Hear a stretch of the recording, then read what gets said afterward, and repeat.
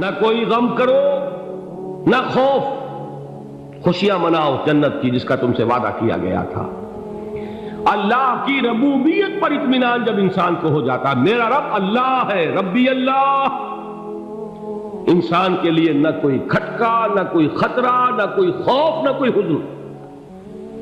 جو کچھ ہو رہا ہے کس کے اذن سے ہو رہا ہے؟ اللہ کے اذن سے۔ اللہ کے اذن کے بغیر پتہ تک نہیں ہلتا۔ یہ کوئی اندھا بہرا مادہ نہیں ہے جس سے مجھے کوئی خوف ہو۔ اندھا بھینسا چلا رہا ہو اس سے تو ڈرنے کا ہر انسان کو ڈرنا چاہیے، نہ معلوم کس کو ٹکر مار دے۔ لیکن نہیں، اس کائنات کو چلانے والا ایک سمیع و بصیر خدا ہے، وہ جو میرا دوست ہے، میرا ولی ہے۔ اللہ ولی الذین آمنوا یخرجہم من الظلمات الی النور۔ اللہ اہل ایمان کا ولی ہے، ساتھی ہے، پشت پناہ ہے، مددگار ہے، حمایتی ہے۔ بتائیے جسے یقین ہو جائے کہ اللہ میرا مددگار، اللہ میرا محافظ، اللہ میرا پشت پناہ، اللہ میرا حمایتی، اس کے لیے کوئی خوف ہوگا؟ اس سے کوئی ڈر ہوگا؟ میں مثال دیا کرتا ہوں ایک بہت سادہ، پنجاب کے دیہات کی۔ تو بڑا چودھری ہے اور کوئی غریب کسان ہے۔ اس غریب کسان کے جانوروں کو ہر وقت اندیشہ ہوگا چوری کا، کوئی میری بھینس کھول کر نہ لے جائے، کوئی میرا بیل کھول کر نہ لے جائے۔ لیکن جس کے بارے میں یہ سب کو معلوم ہو کہ وہ جو بڑا چودھری ہے وہ اس کا دوست ہے، اس کی بچیا کو کوئی خوف ہوگا؟ اس کی بھینس پر کوئی ہاتھ ڈالے گا؟ اسے کوئی اندیشہ ہوگا؟ نہیں۔ کیوں؟ کہ وہ بڑا چودھری، بڑا اس کا یہاں کا سردار، جاگیردار، سب کو معلوم ہے وہ میرا دوست ہے، کوئی میرے خلاف اقدام نہیں کر سکتا۔ اس دنیا میں یہ چھوٹی سی بات اگر آپ کے دلی اطمینان اور سکون کا باعث بن سکتی ہے تو ذرا تصور کیجئے۔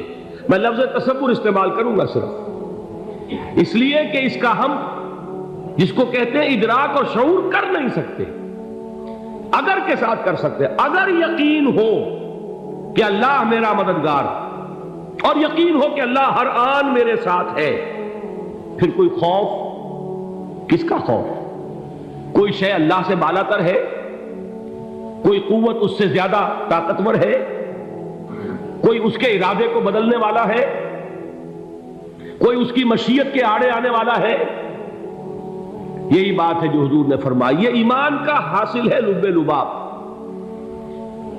کہ دیکھو اچھی طرح اس بات کو ذہن نشین کر لو، اگر تمام انسان مل کر تمہیں کوئی نقصان پہنچانا چاہے نہیں پہنچا سکتے، مگر جو کچھ اللہ نے لکھ دیا ہو، اور تمام انسان مل کر تمہیں کوئی نفع پہنچانا چاہے نہیں پہنچا سکتے، مگر وہ شے جو اللہ نے طے کر دی۔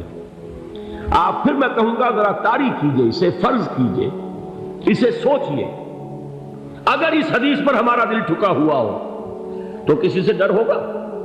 یہ مجھے نقصان نہ پہنچا دے، یہ میری رپورٹ خراب نہ کر دے، یہ میری انکریمنٹ نہ رکوا دے، یہ میرا یہ نہ بگاڑ دے، یہ میرا یہ نقصان نہ پہنچا دے۔ اس کا ڈر، اس کا ڈر، اس کا خوف، اس کی خوشامد، اس کے لیے جا کر طرح طرح سے اپنی عزت نفس کو ذلیل کروانا اس کے سامنے، یہ سب کچھ کیوں کرتا ہے انسان؟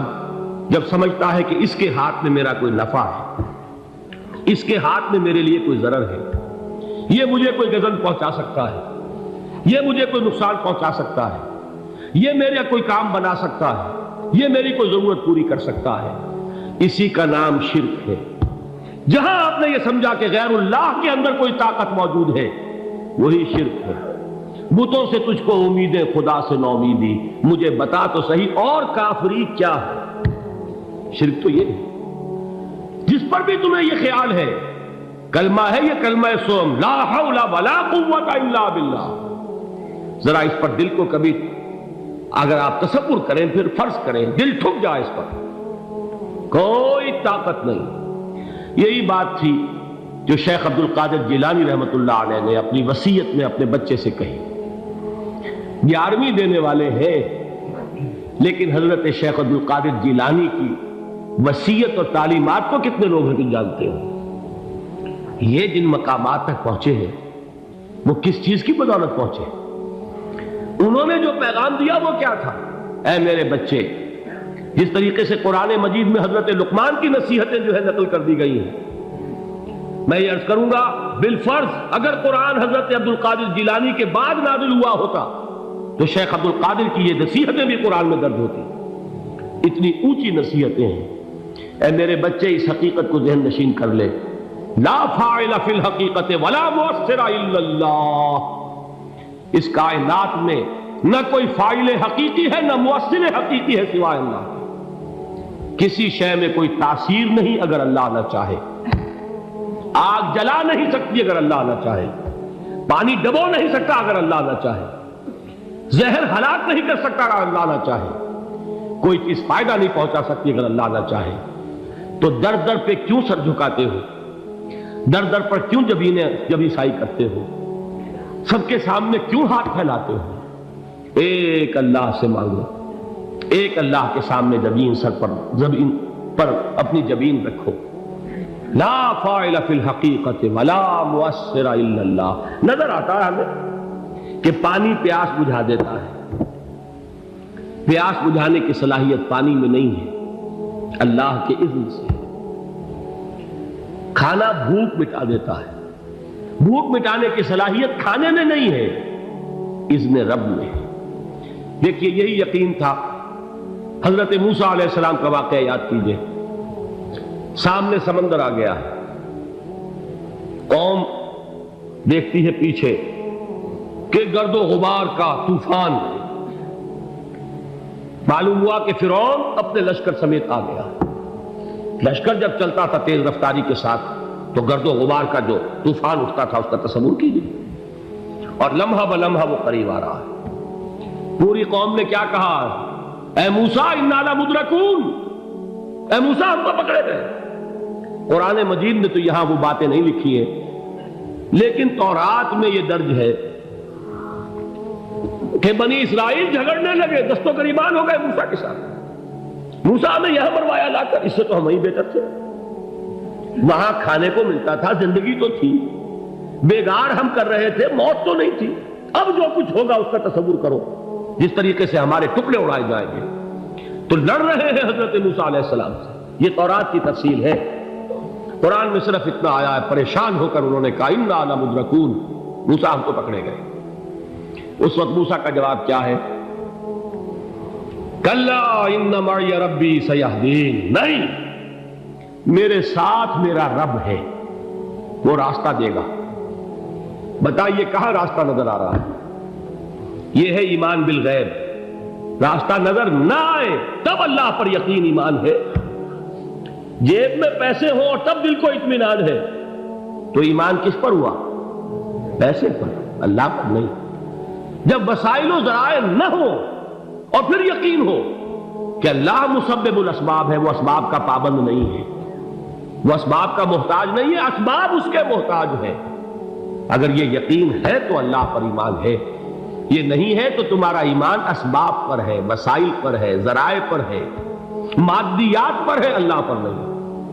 اس وقت کہاں راستہ تھا؟ کوئی راستہ تھا؟ سمندر ہے اور ادھر سے لشکر آ گیا ہے۔ کلا ان معی ربی سیہدین۔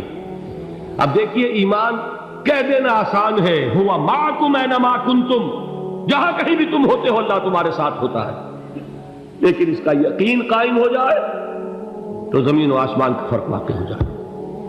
یہی بات ہوئی حضور کے ساتھ۔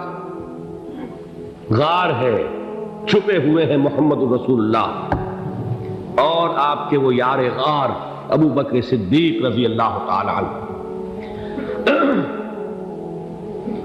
اقبال نے حضرت ابو بکر کی شان میں چند اشعار کہے صرف، لیکن واقعہ یہ ہے کہ بھاری بھاری نظموں پر اور قصیدوں پر بھاری ہے، طویل ترین نظمیں اور قصیدے ہوں ان پر بھاری ہے۔ ہمتیں ابو بکر کی ہمت جو ہے، کشت ملت را چوں ابر، جیسے بارش سے کھیتی اپجتی ہے، ابو بکر کی ہمت اور عزیمت اس امت کو اسی طرح سینچنے والی ہے۔ ثانیے اسلام و غار و بدر و قبر، وہ دوسرے تھے اسلام میں، دوسرے پہلے کون تھے؟ انا اول المومنین، حضور فرماتے سب سے پہلا ایمان لانے والا میں، دوسرے ابو بکر۔ ویسے ہمارے ہاں یہ چلتا ہے اختلاف، حضرت علی پہلے ہیں کہ حضرت ابو بکر پہلے ہیں، لیکن اس میں بڑی خوبصورت تطبیق قائم کی ہے علماء نے، اور بہت صحیح ہے۔ چار کے بارے میں فیصلہ ہی مت کرو کہ کون پہلے، ان کی ایک عجیب تقسیم کر دی ہے۔ آزاد مردوں میں، بالغ مردوں میں سب سے پہلے ابو بکر، بچوں میں سب سے پہلے علی، خواتین میں سب سے پہلے خدیجہ، اور غلاموں میں سب سے پہلے زید بن حارثہ۔ بڑی پیاری تقسیم ہے، یہ چاروں ہی پہلے ہیں، ہر ایک کے لیے اولیت ہے۔ اور واقعہ یہ ہے کہ اگر زمانی اعتبار سے تعین ہوگا تو پہلے خدیجۃ الکبریٰ آئیں گی رضی اللہ تعالی عنہ، کسی اور سے بات کرنے کی نوبت بعد میں آ سکتی ہے، پہلے تو اہلیہ محترمہ سے بات ہوئی، آتے ہی پہلی وحی ہوئی ہے، ابھی تبلیغ کا حکم نہیں تھا۔ کس کو بتایا واقعہ؟ ابھی اپنی نبوت کی تبلیغ کا تو حکم ہی نہیں آیا، واقعہ کس کا ہے؟ وہ خدیجہ کا ہے۔ جب کہا ہے کہ خشیت علی نفسی، مجھے اپنی جان کا اندیشہ ہے، تو کیا جواب دیا خدیجہ نے رضی اللہ تعالی عنہا؟ وہ صدیقۃ الکبریٰ ہے، صدیقات جو ہے خواتین ان میں چوٹی پر خدیجۃ الکبریٰ ہے رضی اللہ تعالی عنہا، اور صدیق جو مرد ہیں ان میں صدیق اکبر ہے ابو بکر صدیق رضی اللہ تعالی عنہ، لیکن صدیقات میں چوٹی پر۔ جب حضور نے فرمایا خشیت علی نفسی، کیا فرمایا، کیا عرض کیا، کیسے تسلی دی؟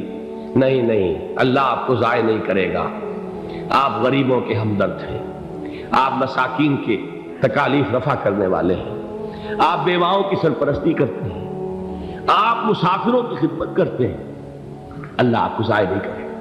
یہ یقین ہے اس خاتون کے اندر۔ خیر وہ ایک علیحدہ بات ہو جائے گی۔ میرے دل پر حضرت خدیجہ رضی اللہ تعالیٰ عنہ کی شخصیت کا بڑا گہرا نقش ہے، جو وہ کوئی اور ہی وقت اور موقع ہوا تو بیان ہوگا۔ بہرحال اقبال نے ایک مصرے میں جو چار اولیتیں جمع کر دی ہیں، ہمتیں او کشت امت را چو ابر، ثانی اسلام و غار و بدر و قبر۔ اسلام میں حضور کے بعد پہلے کون؟ ابو بکر۔ غار میں حضور کے ساتھ کون؟ ابو بکر۔ بدر کی رات اللہ کا رسول سربسجود وہ جھاڑ، وہ گھاس پھوس کی جو جھوپڑی بنائی گئی تھی، اور وہاں تلوار ننگی لے کر پہرا دینے والا کون؟ ابو بکر۔ اور اس حجرہ عائشہ میں محمد کے بعد سب سے پہلے دفن ہونے والا کون؟ ابو بکر رضی اللہ تعالی عنہ وصلی اللہ علیہ وسلم۔ وہ جو معاملہ میں سنا رہا تھا غار ثور کا، حضرت ابو بکر بھی حضور کے خیال سے لرز گئے ہیں۔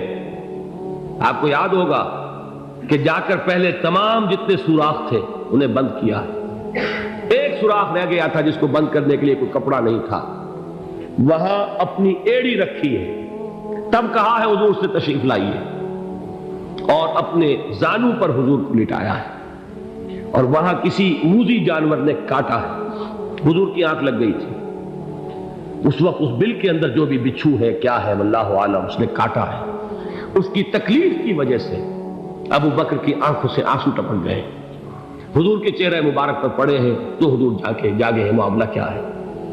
ایڑی نہیں ہٹائی وہاں سے، مبادا وہ جانور وہاں سے نکل کر محمد الرسول اللہ کو کوئی گزن پہنچا دے، ابو بکر کی ایڑی ہے، جس طرح چاہے کھا لے، ختم کر دے، جان نکل جائے تب کوئی آنچ آئے، محمد پر تو آئے، لیکن جیتے جی نہیں۔